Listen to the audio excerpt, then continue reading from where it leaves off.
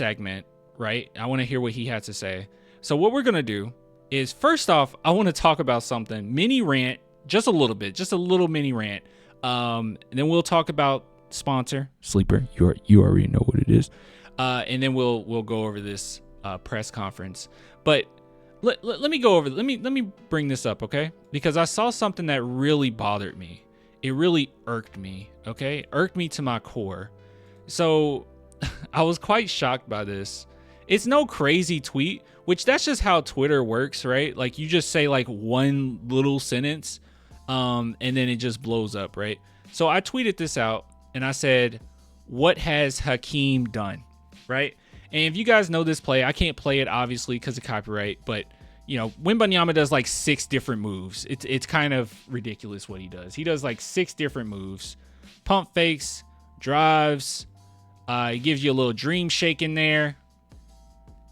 Fakes the fadeaway, step through, right? And then he gives you a contested layup. And what really bothered me, so after this, obviously, it got posted a lot of places too. I was not expecting this. Like Bleacher Report took this screenshot or whatever, and like everyone was having this discourse about like Hakeem Olajuwon and like what he did and how he's just given Wemby a bigger bag. But one thing that bothers me, and if I would have went into detail about this play, then it wouldn't have, no one would have cared. No one would have been able to use it. But I saw quite a few people not impressed. Now, maybe like right under here, you could see like people quite impressed. But this right here, there was a lot of these. This is not impressive, respectively. Y'all hyping anything. Now, the reason why this really bothered me is because people are really missing the point of this play. Because some people saw it and they said, well, Toppin didn't get shook out of his boots. Toppin didn't get faked out. He stayed with Wemby the whole time. What's the big deal, right? Like, Wemby didn't create any type of space. That is very much so true. Wemby did not create any space on this play. That is true. That is true. But what actually happened is Wemby wasn't, his intention was not to create space. His intention was get to the basket. That's what makes him scary, because you have to change the way that you view basketball when watching Wemby. What looks like a bad play, or what looks like he was trying to shake someone out of their boots, actually isn't that. He recognizes that Toppin is much shorter than him, much smaller than him, and all he wants to do is get a layup.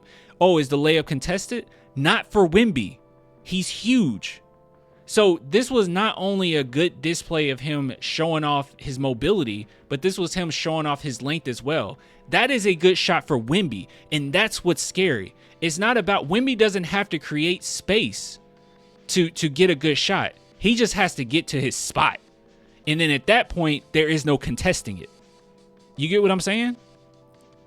That's all it is. That's all it is. So the whole notion that Wembanyama didn't get the shot, get a wide open shot, and he stayed with him the whole time, and this isn't that impressive because they ended up being contested. You don't think Wemby? There were many occasions in this play that he had space. He had space right there. He could have took that shot. This is what makes him scary. He had space right there. He could have got a shot off. Right? He could have got a shot off right there. He had like at least 2 or 3 occasions that he had wide open shots. But this was the best shot. Even in this one, he protected the ball very well. But this was a shot because he's not getting to him. This was wide open. This was easy. This was easy. Look. This is not contested. They say it's contested. It's not contested. Look at him. Look where he is on the court. So I think that that's one thing that people need to recognize, right? Like, you see him doing all these fancy moves and you're like, well, he didn't shake him out of his boots like Steph Curry would have had him on the ground. That's not the point. Yeah, that would have looked great in a highlight reel, but that's not the point. The point is that he got to his spot. And this is uncontested. This is nothing you can do about it. This is literally nothing you can do about it. An outside shot, and he had 2 opportunities to take it. You don't think Wemby knew that? He had 2 opportunities to take it. Those 2 shots, those 2 opportunities that he had, you're just praying that he missed. With this one, you just give up. You have no faith. He's going to make it. Like, what could Toppin do in this situation? You know? So the other one's wide open, but this was even more open because it's Wemby's shot. I hope that makes sense, because I really was bothered by that, because there was quite a few comments like this and people like saying, well, it's not that big a deal. He did all those moves for what? For a contested layup? That was the intention. And it's kind of scary to think about. That's what makes him so scary, because he can get an open shot. Sure. But this is more open for him. If he can just manage to use, he's managing to use all the things that he's learned from a multitude of different players, whether it be Jamal Crawford, Hakeem Olajuwon. Like, he's a freaking sponge, right? He learned from all these different players, and he's utilizing that not to get a crazy highlight and have someone fall to the ground while he does a sham god. He's doing it so he can get to a spot. And that's what we've been asking for this whole time from Wemby. Just get to a spot. You get what I'm saying?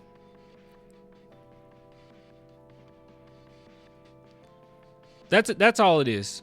Yeah, and people really just like, well, it's contested. No, dude. Yes, more Tim Duncan, less Steph Curry. Yeah, see, Tim Duncan, yeah, I guess Tim Duncan was like that. Yeah, Tim Duncan would just have to get to a spot. But Tim Duncan did need some space, but he did just have to kind of get to a spot. Wemby, this is just a whole nother beast, man. This is just a whole nother beast. So a lot of people took this and they just said, he did that for no reason. He did all that for no reason. What do you mean he did that for no reason? Here, I'll just look at screenshots. Look at Toppin. He's all over the place. Wemby is got him like switching back and forth, like he switching positions, like he's trying his best to just stay with Wemby. But Wemby's intention this whole time is just to get to a spot. Look at Toppin. Look at him. Look at his feet. Look at him. He's like, oh, I got him. Oh, okay. Nope. He was just getting to a spot. That's all. You got to rethink how you view players. Like, that's a bad shot for anybody. For Wemby, that's wide open. That's the point. It looked silly, but he knew what he was doing. He utilizing his size. Feet work. It was feet work. And it was feet work. So yeah, he wasn't trying to create space. Honestly, hold on. Someone who actually broke it down even better was I saw a clip. I reposted it because Tom Petrini, he reposted it as well. What I had to say, but not what I had to say, but that tweet. Yeah, and look at this. He's correct. Hold on. You changed directions about 6 different times in the course of this clip. What kind of strikes me about this one is that he didn't really create any space with it, you know? I agree. I disagree just a little bit, because he definitely created space, but I think he just means like the last second of the shot, because he had like 2 or 3 opportunities that he created plenty of space to get a shot off. But yeah. And I was watching it, and I came to that realization. I'm like, huh. I mean, Toppin played really good defense, right? But it didn't matter because Wemby just got a layup over him. And then I thought about that for another second. I was like, oh yeah, he wasn't creating space. He was taking it away, right? Or getting to his space. Exactly. He didn't do that move to shake Obi Toppin out of his shoes. He did that move to get 10 feet closer to the basket so he could just pop it in the hole. And then I think quite soon after that, we got the most obscene step through I've ever seen, from a spot on the floor where I've never seen a step through from. Yeah, like right at the baseline, nearly near the 3-point line. Absolutely insane. But yeah, so I agree with that. He didn't do it to create space. He did it to get to his spot. And if he was going, and that's the funny thing, if he was going against a bigger center, then maybe he would have, not elect to go for the layup. But he knows I can just shoot right over the top of you. And I think Wemby's starting to recognize that is what's going to make him so dangerous in the NBA, is because you got to have somebody that can give him some trouble, right? And if he's building strength, the only types of players that's giving him struggle right now are guys that can stay low on him, that has really, I don't know the word. What's the word I'm looking for, guys? Like the type of players that guard Wemby. Like, I want to use a word, but everyone's going to make fun of it. Like kind of girthy guys. You know what I mean? Like kind of like hefty guys, stout guys. That's a little lower to the ground. He's usually struggled with them, but if he builds more core strength, which he has, that shouldn't be a problem anyways. Husky. I could have said husky and I said girthy. Oh my God. I could have literally said anything else but what I said. The ones that guard using leverage. Yeah, that works. But yeah, you guys get what I'm saying. But that would make him just unstoppable. He gets stronger. Okay, now what do you do? He'll have games where you just can't stop this dude. And every game he'll put up about 30 points, and you didn't know he put up 30 points. Yeah. You guys know what I'm saying. You know what I'm saying. All right, so we'll look at the press conference. 1 second. Big shout out to Sleeper as always. If you guys are interested in daily fantasy sports, Sleeper is the way to go. So big shout out to Sleeper for sponsoring this segment. I really need to get better at my segues. I need to find ways to segue over. Just make it smooth and as fun as imaginably possible. But I'm not that much of a fun guy. I'm not Kawhi. So if you guys are interested in Sleeper, head on over, do some daily fantasy sports. It's very simple. Al Horford still has a job. 7.5. I'm going less. He's getting less than 7.5 points a game. But yeah, so if you guys are interested, head on over. You can win yourself some money, man. Have a good time. It's fantasy sports. It's really fun. Daily fantasy, that is. You get 100% match up to $100 if you use my promo code CLAN. Okay, wait. Promo code CLAN. So use promo code CLAN and use the link in the description. And yeah, you get some good stuff, okay? And also, there's a really nice segment. I bring it up all the time, but a section in which if you go to the homepage and you go to NBA section, you have breaking news, injuries, stats, and even during Spurs games, obviously, you can go on there and look at the live score, right? So it's really nice, very intuitive. You got quite a few people reacting. It's social media just for sports. So it's some other sections, segments on this app that's not just daily fantasy. So if you guys are interested in that at all, head on over there and check it out. So yeah, really good stuff. Big shout out to Sleeper, man. All right, so let's take a look at what our boy Wemby had to say. It says about 10 minutes, but I doubt it. I'm sure like a big segment is French. Said you got a very, very good all-around team. What does he mean by that, and what stood out most to you about your Apparently, someone said we have a very good team, and what does he mean by that? I don't know. production or what you gained from team?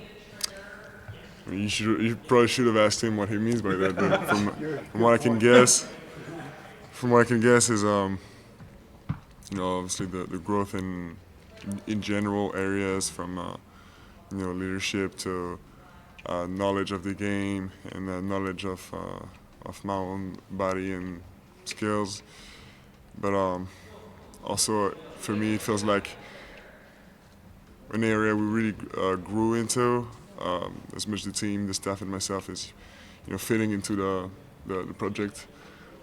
And I've tried to do my duty as a player, to fit into that. But Mitch has definitely done his duty as a coach to make the plan. Talk about that staff a little bit. What's it been like? Mm-hmm. They really trust Mitch Johnson. I don't think it makes that much of a difference. Wait, no, I think this makes a huge difference. What am I talking about? It's only because I'm comparing it to Popovich. It doesn't matter with Popovich, okay? But him being younger, I was going to say, I think that's actually a big deal. Not saying because Popovich was old that they couldn't relate to Pop. That's not the case. Popovich has continuously grown throughout the years. He continuously adjusts with players. He has a very open-minded worldview, which definitely tailors itself to be a really good coach, right? You can't stay in a box when it comes to coaching or even your worldview. It really helps you expand out and connect to a multitude of different guys, right? And then with his legacy behind him, he's like one of the very few coaches where like you can't use his age against him, right? Like you can't do that, okay? So a lot of accolades that, you know, guys are going to listen to what Popovich has to say. So I'm not saying it's because of Popovich. I'm just saying in general, if the Spurs would have went with a different coach, maybe it would have been a little bit harder to connect with some of the guys. But him being younger, I'll even add on the fact that he is a person of color as well. I'm sure that all those things tailor itself. And he's very smart, seems like a very intelligent dude, because all the coaches talk about how good or how smart he is, Mitch Johnson is. But yeah, I think all those different factors tailor into, you know, guys being able to relate to him and connect with them. So I don't know. I think that's they're all professionals, regardless of who would have been the coach. They would have did their job. But the more I think about it, man, the more I like Mitch Johnson being here. So we'll see what happens. But yeah, Clan watched the movie matches on Tubi. It's effing crazy. My mom watches Tubi. Maybe I should like watch a little bit. Some new faces, obviously. This is Mitch's first full season as head coach. How is the adjustment, not just for you guys, but just that relationship with this coaching staff? It's been good. It's been very professional, but that's allowed us to have at the same time all like honest relationships, you know, because they keep us accountable. They don't let, you know, even the small things, they don't let them happen, you know, the small mistakes. And it's been over and over, like all throughout camp. So that's really set the standard they want, and it's allowed us. I don't think that's the case with every team. I mean, I think that's something we might be taking for granted a little bit. I don't think that's the case. There's certain teams out there where it just, I don't know, bro. Charlotte Hornets, I don't know how their organization is ran, man. Like their team, I'm not just saying like on the court stuff. Their team off the court stuff is like wild. It's always something with them. And I don't think that's just a matter of the location or just a matter of the type of players. Like it has to be something with the organization where they're just not going hard enough on some of these guys or giving them the right mentorship or something. Something's off with Charlotte, man. To really apply in game, and we see a lot of progress. So I guess it all comes back to fitting into this plan, and everybody has. By the way, a role. that hoodie is dope. I would get it, but I'm sure it's like $200, right? On the coaching staff too. So I'm sure, you know, there's a lot of things I don't see happen, but I'm sure you know, inside the coaching staff, they're doing a great job too with each other. How has Sean Sweeney changed the defense? A lot, you know, he's done a lot. Every day, like we've been going through these things every day until it becomes kind of muscle memory, you know, and that goes by a lot of accountability. And Sean has really done a great job at keeping us accountable, and also Sean talking Sweeney to the team, but also going to individually to the players to talk to them and show them film to make sure they know and we know like our mistakes and what we need to do better. Can you talk a little about the juice of opening night? I mean, it was your rookie years a couple years ago, and you were the number one pick on national TV, and now it's Cooper Flagg and Dylan Harper. And what does that kind of help you set the expectations for the guys maybe one here? What it's The guys maybe what? Sorry. Just the intensity of opening night. And Yeah. I mean, very, very, very excited, of course. You know, I miss that this adrenaline. You know, the stakes of the game, and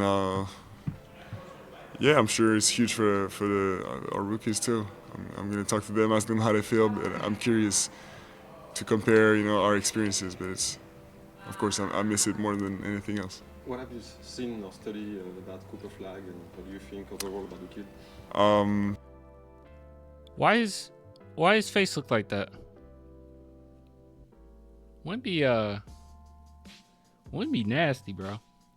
He got some Mamba in him. Look at that face when he's asked about Cooper Flagg. I caught that like immediately He's like, I don't want to give him too much credit. I'm sure he's gonna say something positive, but like, You've seen or studied that Cooper flag, and what do you think overall about the kid? I haven't really studied, but seen lots of highlights. Obviously, have always loved the intensity, and I think it takes some humility to play with such intensity in an era where, for young players, it's Wemby looking forward to this. I don't know, guys. Wemby looking forward to this. Wemby look a little too happy, bro. He looking forward to this. He's like, got to bring that intensity. He's gonna force it out of you. And what I mean by that is, do you remember when Wemby went against Chet? And Wemby outperformed Chet, right, as he does. But he just went to the chest of Chet Holmgren that rookie year, just went at him, and he was like relentless about it. It was very much so that like Michael Jordan mentality, where Michael Jordan like finds something to be mad with you about, right? Like, oh, I took that personal. Wemby was mad at Chet because of what social media was saying on who could win Rookie of the Year. He went at it. He went at Chet like he hated him. He went into his chest. He was flexing on him. He was yelling at him. He was talking stuff to him. I mean, he was just, excuse me, I'm sorry. He was bullying him. Absolutely bullying him. But Chet responded in a way where I was like, ooh, he pissed him off, because Chet started playing really hard after that. It's like it lit a fire into Chet. He had some pride. He's like, nah, bro. It was so nice to see. Obviously, they have the better team, but it was really nice to see that intensity. Even with Wemby versus Giannis, that was one of the better Giannis performances. Giannis is incredible, but that was one of the better Giannis's performances I've seen when he went against Wemby, right? It's something about Wemby that he brings that out of you. Another reason why I like guys on the team that have some nasty in them. So, excuse me. He's going to be back with the team, by the way. Don't worry. Broke Chet's feelings? No, Chet came back strong. I liked that. Chet didn't just lay down. Now, Wemby outperforms Chet, don't get me wrong, but Chet did not lay down. Like, the game I'm thinking about in particular, it was when they first met up, and everyone was talking about who's the Rookie of the Year.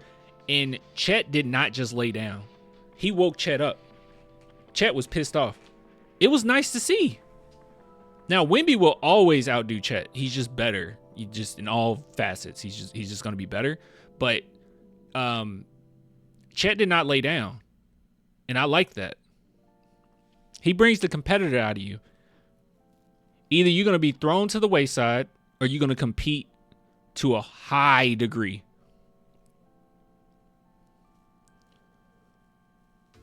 He talking about that game where Wemby trucked Chet? Yeah.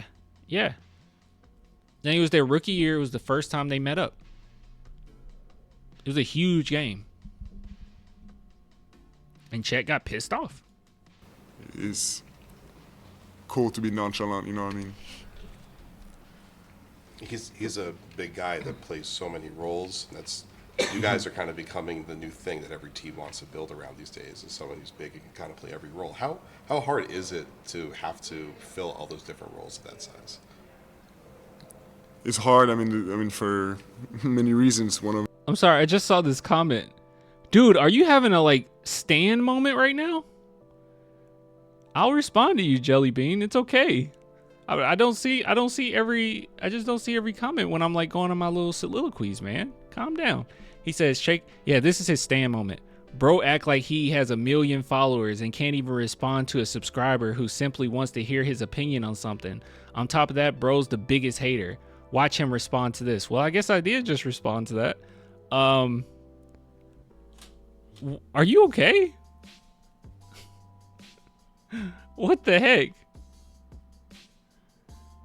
Oh my God.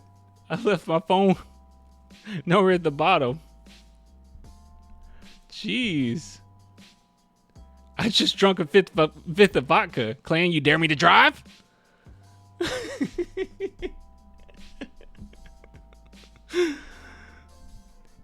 Dear Clan, I wrote you, but you still ain't calling. Jeez. Yeah, exactly. You told me if I write, you'll write back. This is the last message I ever seen you.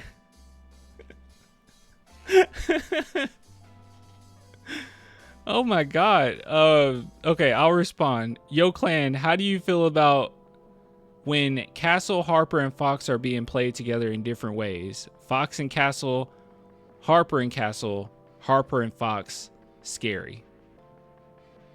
I like it a lot because Castle and Harper are two players in particular that are very versatile in how you can use them. So I like it a lot. Yeah. I like it. Harper is really good off ball. You know, especially catch and shooting. People really worried about that, but it's like this is the first time Dylan Harper is going to be on a team where he doesn't get all the attention. In college, he was on a bad Rutgers team in which he got all the attention. Him and Ace Bailey got all the attention, and he still managed to perform the way that he performed. But he's the type that's NBA ready day one, basically, and you surround him around guys that are very talented, he's going to look really good, you know? But, you said hella mad? Yeah, Jelly Bean, bro, you were losing it, bro. P.S. We should be together, too, yeah. Wonder why. Hello. But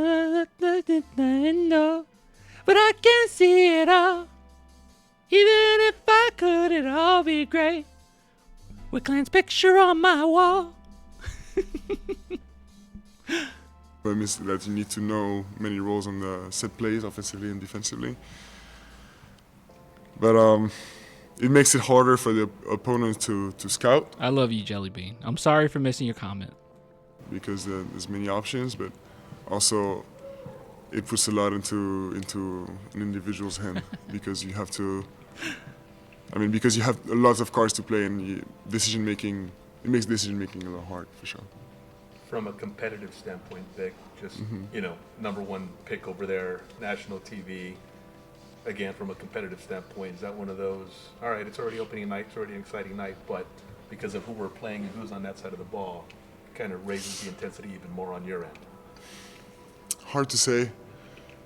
In my position right now, I think opening night, after not playing for so long, it doesn't get better than that. So I wouldn't really make a difference, but I don't know how it is for my teammates. Can we ever get? I mean, kung fu movies aren't a thing anymore, right? Like, I mean, they come out, but like, I feel like the last like good martial arts movie or whatever I saw was like Raid 2. And maybe I just don't watch enough of them. But who would be the most popular kung fu like actor nowadays? Because I really do need a Wemby versus Bruce Lee. You know, like a Hakeem Olajuwon versus Bruce Lee moment. Like, I need a Wemby versus who? Like Tony Jaa? I don't know how many people know Tony Jaa though. Like, I love Tony Jaa, but I don't know how many people know Tony Jaa. I don't know. I need it though. I need it in my veins. But I need a good director because these NBA players make terrible actors with a bad director. Look at LeBron. LeBron, I seen him in 2 movies. What was it? Trainwreck? I think it was Trainwreck. I think he was good in Trainwreck.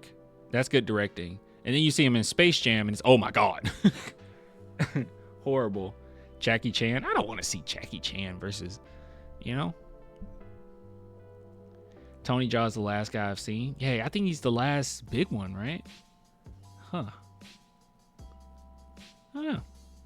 No, we haven't seen the Carter Bryant interview yet. That'll be after. Jason Statham? I don't want to see Jason Statham, okay? I wish I could do a Jason Statham accent. He's like the same guy in every movie. He's the same guy. I don't know. Can you respectfully stay on topic? Thanks. What is wrong with... Why are people so... What is up with you guys? You just nervous about the game? Is that what's going on? I guess we're just nervous about the game. Jaden Smith. Oh my god. Yeah, never mind. If it comes down to that, then I just don't want to watch. The very first day we met, you pre-draft, you seemed like you were very intentional about your career goals, what you wanted for your future, like you had it all planned out. Have you thought about your future, what your future looks like in San Antonio, what San Antonio's future looks like, Of course. depending on this vote of the arena that early vote? Oh, he's not going to comment on that. He's not going to comment on that.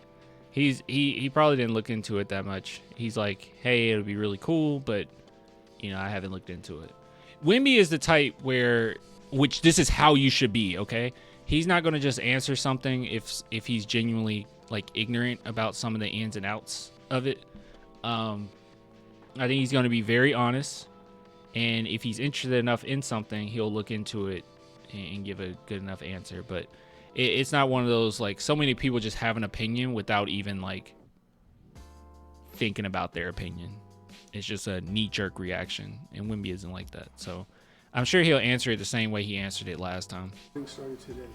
Of course. I mean, I think about my future and my present all the time in San Antonio, of course, and recently a little bit about the arena because it's been subject recently. But for all areas of my career, of course, I'm very intentional, as you said, with my career. And even though some things take time and patience is needed, I've never been one to waste time. I don't know if you saw Boban was talking about how he's 7'4" and he feels like he still has to look all the way up at you. And we asked people, like, how tall do you think Vic is? And they're like, I don't even know. I'm curious, do you like Wemby, can you just tell us how tall you are? Like, come on, bro. having that kind of mystery around people wondering how tall you are? And is it No. interesting? I don't say I like it. It's more like over the years, it's become a non-subject to me. You know what I mean? Yeah, I hear you, but like, how tall are you? Because in my opinion, there's so many more interesting things about me. Yeah, that's cool. But like, how tall are you? Do you find yourself regarding that kind of in the same situation? Because I think a lot of us, we don't quite get why there's so much talk about exactly how tall you are. At the end of the day, Because you see me every day, or because or in general. I'm just wondering if it hits you the same way of what does it matter whether it's 7'5", 7'6", 7'4", or 7'6", 7'5", whatever.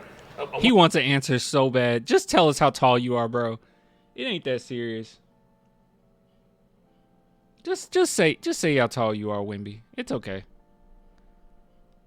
I mean, you got the reporter struggling over here, man. He's trying to get it out of you, bro. He trying his best. He's doing a good job. But like you what does it matter how tall I am? I'm French. I'm interesting. Just say how tall you are, bro. I'm wondering if that 7'7", Yeah. if that comes across your mind like it does for us sometimes regarding you. So, the truth is, yeah, sometimes I'm surprised that it's still. Dude, he scared me for a minute. He said the truth is, I thought he was about to take off a mask. I thought he was about to take off a mask, bro. I thought we were about to see an alien. Conversation because, yeah, the truth is, in my mind, it doesn't really make a difference. That's true. I'm taller than anybody else. That's all you need to know. But, yeah, that's true. Is there a reason? I don't know.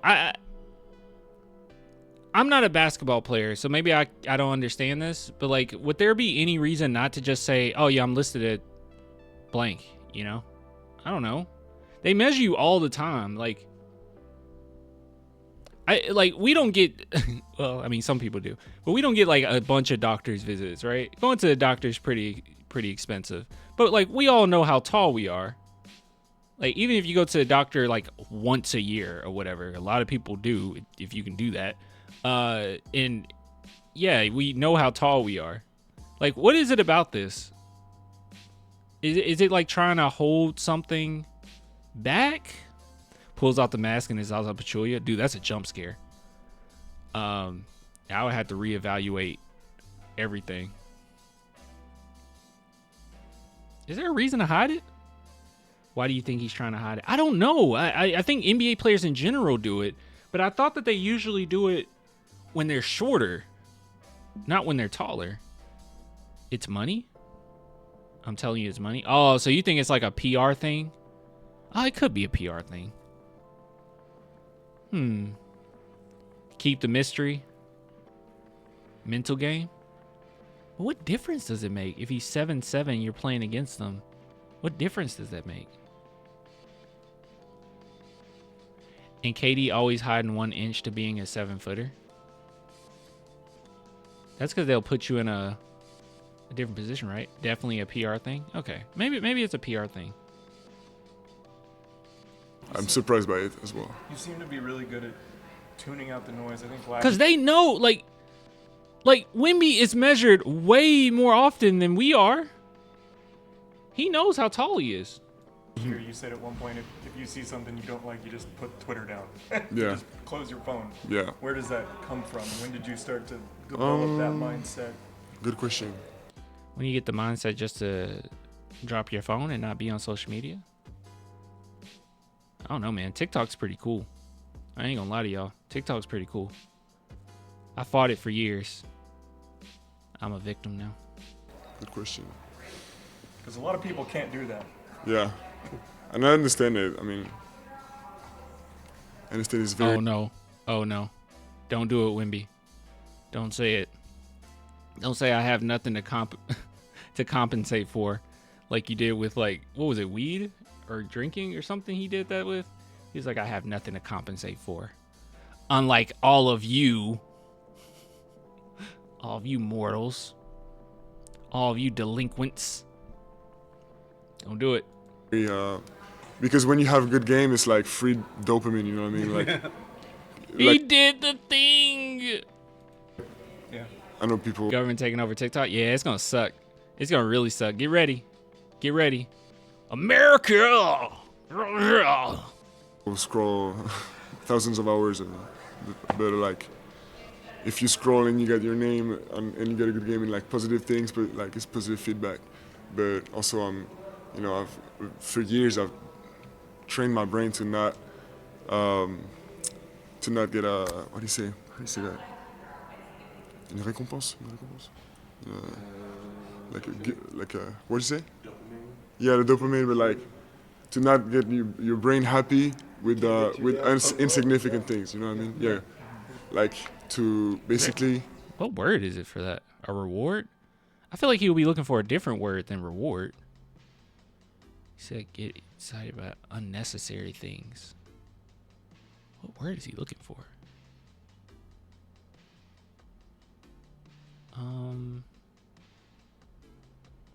I don't know what word he's looking for.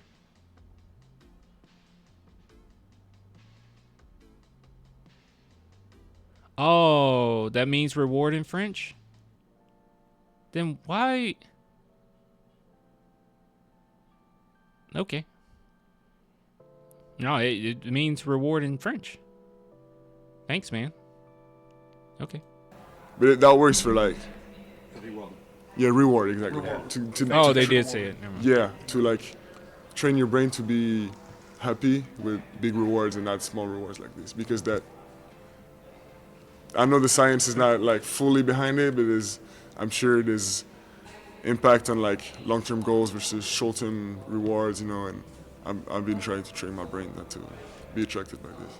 I think the root of the curiosity is like people want to see something they've never seen before. So I think fans are like, if he's the tall. I think a big part of it comes down to you don't get. I mean, I know he's saying like you don't get reward from it, but yeah, you don't get any like true fulfillment, or a sense of accomplishment when you're just doom scrolling. Like you're having those moments that are quite enjoyable. You get those dopamine hits, and like the worst thing about social media though is it's literally is designed to do that to you, right? Like to give you as much like small doses of dopamine as humanly possible. But then when you're done with it, you got nothing from it, There's no judgment here, right? But like, I think maybe you can implement certain different things, right? Like maybe, okay, you're going to scroll on TikTok, but you're going on TikTok in an area where you're learning something, right? Or like something that you can utilize, or maybe it's the first step in something that you want to, start doing. Or, I mean, even if it's something that's stimulating your brain, right? Like I watch a lot of like breakdowns of films and it makes me think about stuff. Like I enjoy that. I don't think that that's like a waste of time. I think a lot of times people get wrapped into like, this is a waste of time, this is a waste of time, this is a waste of time, because they have this mindset where it's like, if you're not working, yeah, I mean, that's just society we live in, right? If you're not working, then you're not doing anything worthwhile. I don't think that's the case, but it is nice to at least do something that makes you feel a little bit more fulfilled, right? And that could be learning something new, or it could be, you know, making a puzzle, right? That's not a waste of time, or creating some art, or, you know, those are ways that you can get dopamine. You don't have to be a literal NBA player. You know what I mean? Yeah. Clan gives me dopamine, but the reward is awful. True. Player ever, and he does all these things we've never seen it, so it's something new. Okay. But for you, it's just you're just playing your game and being yourself, I assume. Yeah, exactly. I don't think about. I literally never think about my height. And it's like when people ask you how is it to be tall. I mean, I don't know. I mean, I've just been like this forever. So Yeah, how is it to be short? yeah. Dude, I used to get, like, when I first started college, it was so many people like, are you on the basketball team? It's like, no. Are you on the football team? No. It gets annoying after a while. I'm glad that I'm not freakishly tall, because I said this before, like, people don't believe me, because, like, when you look at, like, obviously on video, it doesn't really look like it. But I'm like 6'3". I think I'm like 6'2.5" or right at 6'3". But yeah, I used to get that, and I'm like, I mean, even if I was, I'll be like a point guard. I'll be small in that court, you know? Exactly. Almost, right. But I'm glad I was not like freakishly tall, because I've never been like great at I'm okay. I've been okay at basketball, but I was never like great at it. But I did enjoy playing basketball a lot. No doubt, you guys said the expectation is to win. The expectations are higher than in the past because of what you did last year and what. I heard my cat snoring. Even with you going out, how would you define success? What are your expectations for the season? Championship. Success would be, You better not say playoffs. You better say go all the way. getting to the playoffs and not playing. So I guess that means 60.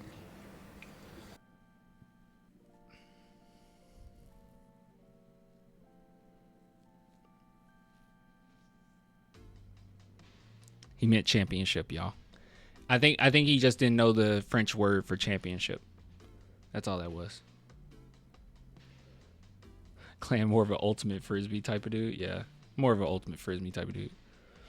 A pro bowling type of guy. I actually like bowling a lot. Playing like bowling is actually a lot of fun. I haven't bowled in a while. I need to go bowling. Bowling is fun.